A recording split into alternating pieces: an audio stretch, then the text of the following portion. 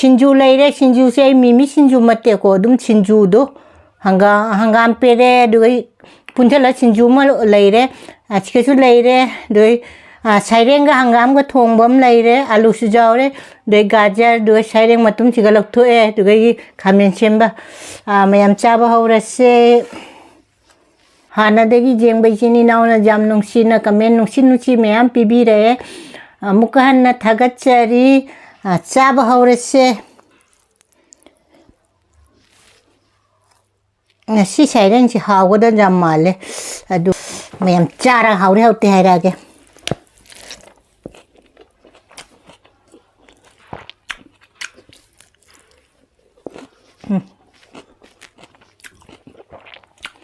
Singju se umurok asangbada jawre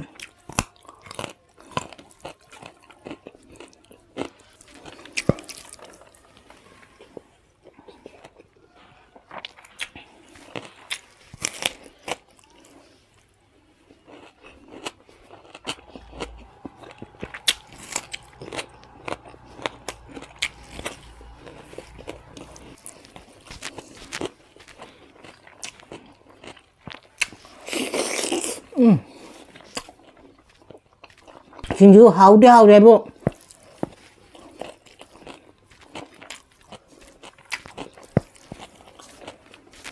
mayam ngasi di Sareng ma pum oina leire ba aina semdoine ba si Sareng se si se hangam ga tauna alu khra hapaga ne taura thongane se Sareng khara toire Sareng se ne haure ba jamna ne raudi dum rauta dum cha lebdo nga tei keno tau da su rau si di dum cha na lei ra ba da Sareng se khara haure hangam keno tau ni chi ne aina thum ga ne jangang ga tole taura ke Sareng se tau khatpa haure taura ke makhung gup chen gi dura bani ma Sareng tau bu chu ko thok pa ja ra ne ko thok ke Sareng se tau bu ti loi re ba ne achina alu ngo khale alu khara jaw da di ja da ba ko jaw ni na ne ko se alu se to ki do ba mai cha ta ne yang se sogole ina nga ma ko ka ne mak jai kai kra de dum ngau bu da hap khare ba ne nga se hap chen ba ja ra ni nga tau bu sina siga lai re Sareng se tum mahau kaino tongna bane hapchalle Sareng khidi di phajana chawal lage hangam khara jawre hangam di jam de ai phunu su loire Sareng thongbo se loi chal lage phadigom thakchal lage Sareng thongbo se mahi che thak nak khare adum phadigom se thakchal lage phadigom je sigai phadigom chi manam manung si de ni loiselle Sareng thongba mayam hawgoda manbra Sareng hangam alu jawre sigi mathel je Singju leire Sareng ga hangam ga alu ga oina dum thonge asiga Singju leire de gajar leire Sareng aina matum siga lokto e duga gi ne khamen asinba do adu oire maten di sitan yam puna mag rekha nei kokno na khoramjari ngasi su mubang ama pore matendi mamang da mayam na loi urami Singju leire Singju se mimi Singju mate ko dum Singju do hangam pere doi punthala Singju ma leire achike su leire doi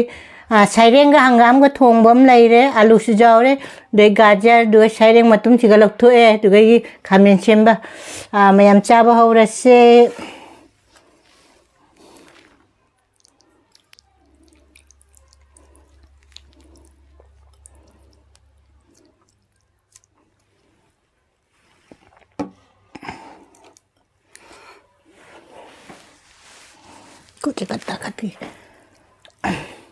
cha dingai mamang da no bai chini naw na aigi video che ahamba thengna bi bata di jeng bada nungai di subscribe like share nungsi ba comment ma tawbiramo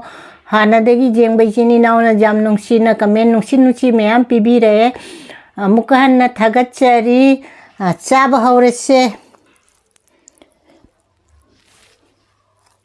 ngasi Sareng chi hawgoda jam male adu matum chigai kaino to Singju chu hape Sareng matum ahamba chakom che chinaw mayam gi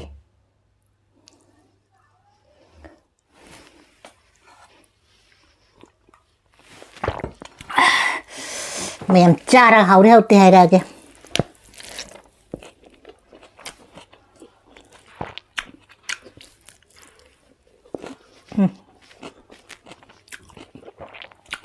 진주새 우무록 생보다 자오자.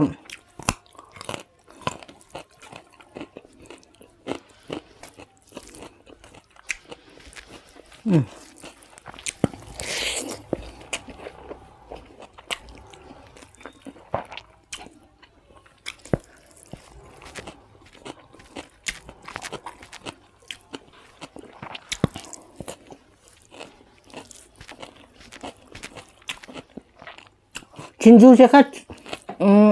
또랑 할라이로 해봐 눈은 좋다 그래.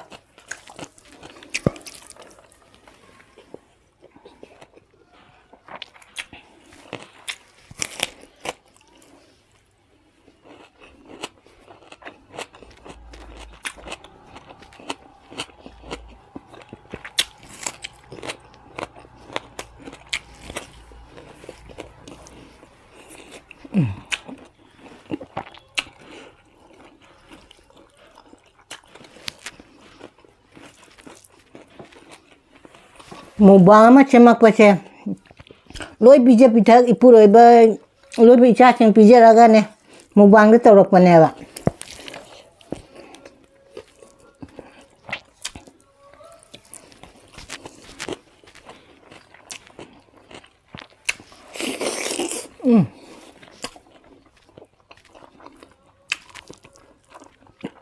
Singju hau de bu.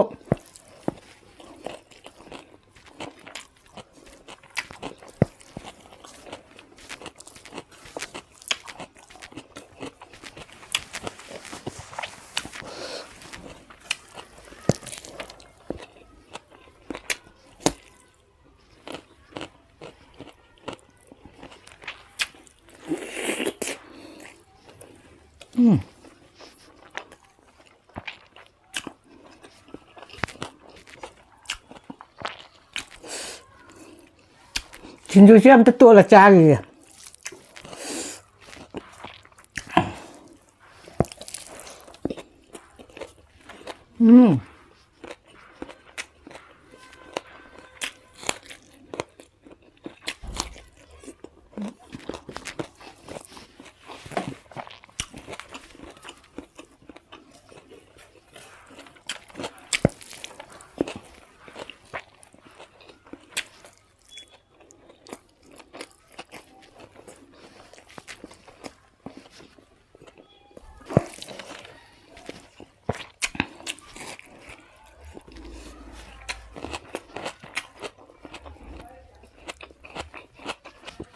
In bây giờ hay nữaเลยจ้ะ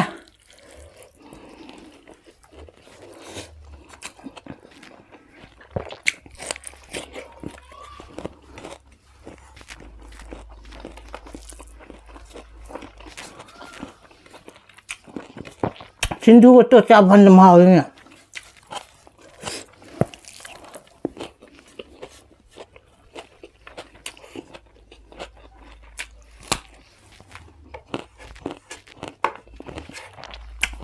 Singju sẽ han là cái chúng mình biết cái han là chăn nó làm buồn tẹp à anh tên nè khôi đúng Singju chú ra cha bây giờ hiền đi hao bọn mình mới hao đây hiền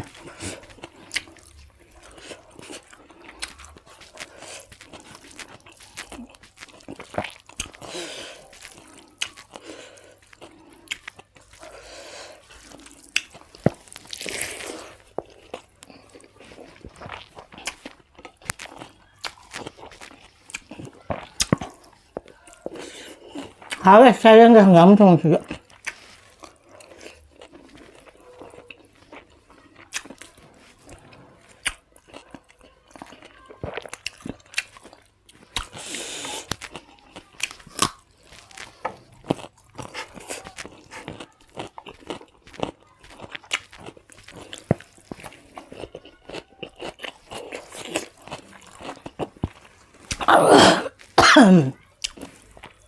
rau chỉ đi cha ta cha lẹ bà cái đừng mắm ngã cái nó to đi rau rồi đi cha chứ hắn đâu sẽ sai đang ngập bài thùng cha đầm máu đấy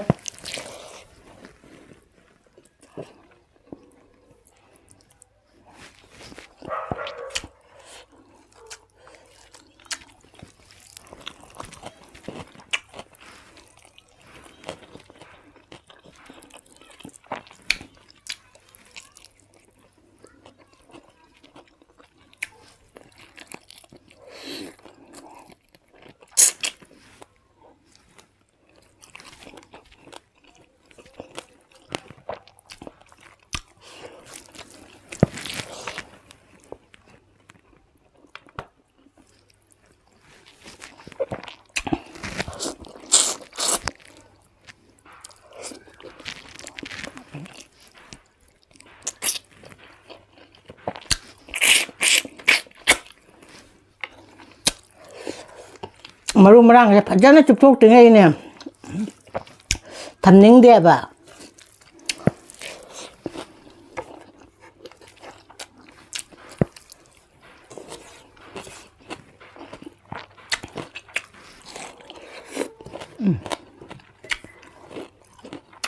Kamen some tummi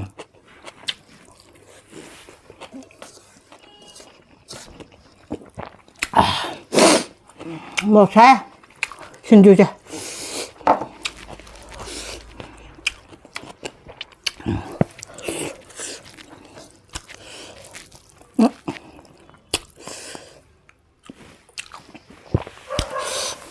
Masih dimatiin ke jam tau deh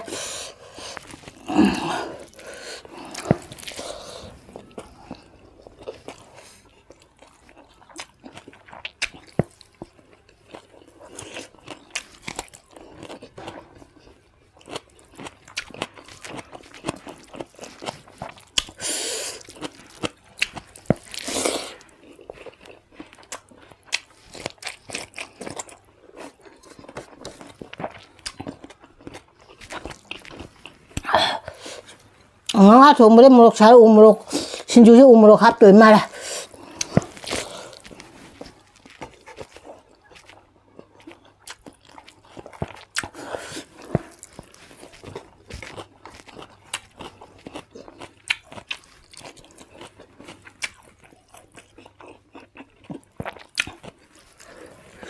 Singju je para oi bedu oi dara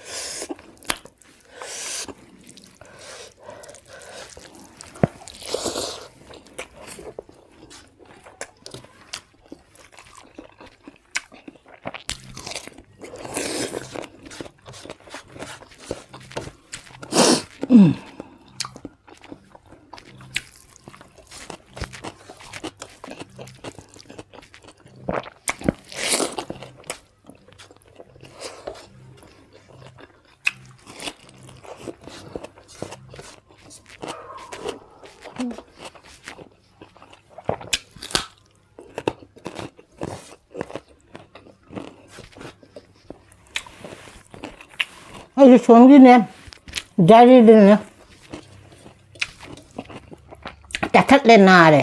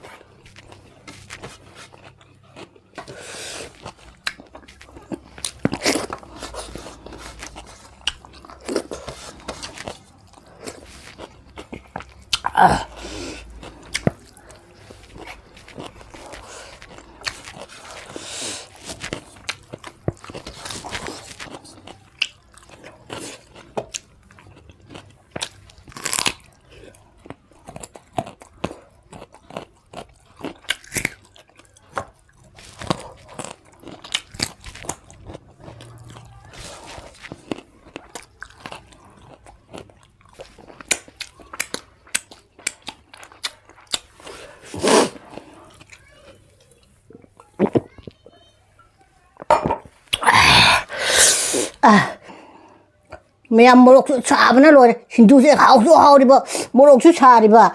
doi